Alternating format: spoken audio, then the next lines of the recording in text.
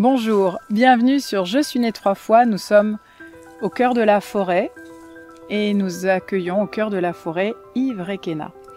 Yves Requena est écrivain, directeur de l'Institut européen du Qigong, de Qigong, et il est médecin. Là, je vais aussi te demander ta casquette médicale. La maladie du siècle, je ne sais pas si je me trompe ou pas, mais c'est le stress. Moi, j'ai plein de gens qui me disent « je viens, je suis stressé ». Alors, le Qigong agit-il sur la maladie du siècle, le stress? Bien sûr. C'est fait pour ça, j'ai presque envie de dire. J'ai publié et je fais des conférences en milieu du travail, des entreprises, en congrès aussi, sur les effets du stress par l'intermédiaire de la compréhension de la médecine chinoise sur les organes que sont le foie, le rein et le cœur notamment, qui sont les trois cibles du stress, et comment les exercices de Qigong spécifiques peuvent traiter et faciliter l'harmonisation et la circulation du Qi dans chacun de ces 5 organes spécifiquement. Et donc ça marche direct. Donc le stress, finalement, ça se guérit. Oui. Donc, pas que par voie orale. Ah non. Non, mais c'est important. Là, tu viens nous ouvrir, pour certains, peut-être qui écoutent, une porte. Et ça veut dire qu'ils peuvent, en faisant des mouvements que eux font eux-mêmes, se faire du bien. Se faire du bien et ne pas avoir recours aux médicaments anxiolytiques ou déstressants. Ça veut dire que je pourrais même, éventuellement, pour quelqu'un, je pense à une dame qui nous regarde sûrement, qui dort pas très bien, est-ce que le Qigong, il pourrait y avoir un effet aussi sur le sommeil? Parce qu'elle me dit, mais moi, la journée, ça va, je gère mon stress. Bon, autant te dire qu'elle doit avoir les mâchoires bien serrées, et le reste aussi. Mais la nuit, là, elle peut plus se cacher. Elle peut pas dormir. Elle est trop stressée. Oui, il faut voir s'il y a une relation directe de cause à effet entre le stress et le sommeil chez cette personne. D'accord. C'est pas certain parce qu'il peut y avoir des troubles du sommeil indépendants du stress. Là, c'est le médecin qui lui a dit. Il lui a dit que c'était vraiment une question de stress. Suite à... Je ne connais pas cette dame, je ne peux pas dire.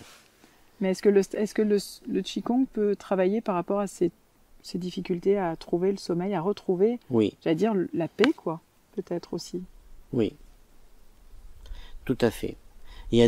Quand on ne dort pas bien, il y a des exercices avant d'aller se coucher. Des respirations particulières. Donc tu pratiques pas les mêmes choses le matin et le soir? Non. Tout à fait. Le matin, c'est plutôt statique pour donner de l'énergie et bouger. Et le soir, c'est méditation, respiration pour amener au sommeil. On devrait faire tellement de choses. On devrait s'accompagner dans le sommeil, ne pas se laisser tomber. S'accompagner en conscience dans le sommeil. Pas lâcher les amarres d'un coup, hop, et laisser faire les choses de façon sauvage. Je ne parle même pas par rapport à des expédients comme les joints ou l'alcool, pour trouver, entre guillemets, le sommeil. Mais tout un chacun devrait s'accompagner dans la pleine conscience en s'endormant.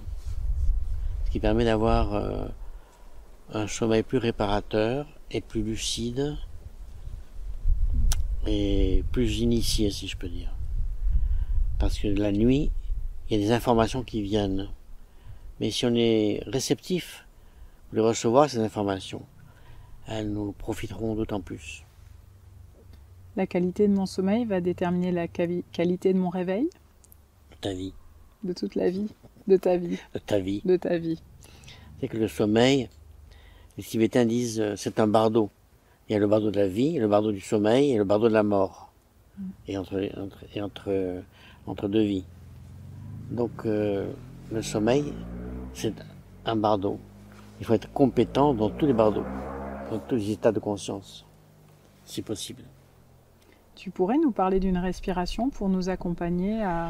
Je pense aussi aux mamans qui parfois désespèrent d'endormir, je dis maman, mais ça peut être un papa, qui désespère d'endormir un enfant agité. Est-ce qu'il y a une respiration que tu conseilles pour accompagner? Oui. Le souffle du vent, ça s'appelle. Vous pouvez voir la vidéo d'avant. Celle d'avant alors. Avant. Est-ce que tu peux nous... Là tout de suite? Ah oui. La respiration souffle du vent. On inspire par le nez, les yeux sont fermés. La colonne vertébrale bien droite. On inspire par le nez. Et on expire par la bouche, ouverte. En faisant ce son. Pendant qu'on expire, on inspire par le nez. Les yeux fermés, la pointe de la langue touche le palais. Et quand on expire par la bouche, toujours les yeux fermés, la pointe de la langue touche le plancher de la bouche.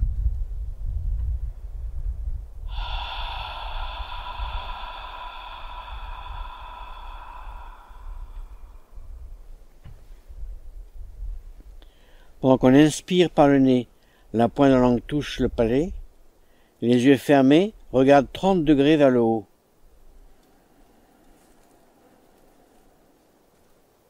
Et quand on expire par la bouche, avec le son, la pointe de la langue touche le plancher de la bouche, et les yeux regardent 30 degrés vers le bas.